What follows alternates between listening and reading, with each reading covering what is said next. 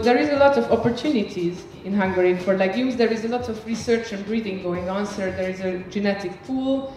There is knowledge for producing legumes, and we have a good climate and good soils for this. I think that's important to inform consumers that artificial or processed, it's not equal danger to health. If you have a product which really appeals to the consumers, it will take off if you have a good marketing and if the supermarkets and distribution channels can handle this product. And that's really the concept of True, is that we have to work together on the different steps of the value chain in order to create some impact.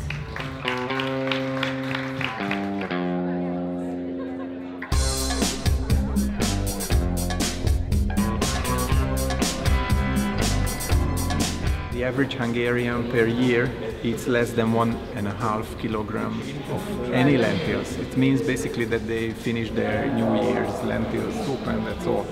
We can either accept this or look for another producer. I see your point. To make legumes mainstream, and it's just about getting the taste right and making it cool. But like the only thing you can do is get a bag of lentils, cook them and share them with one of your friends.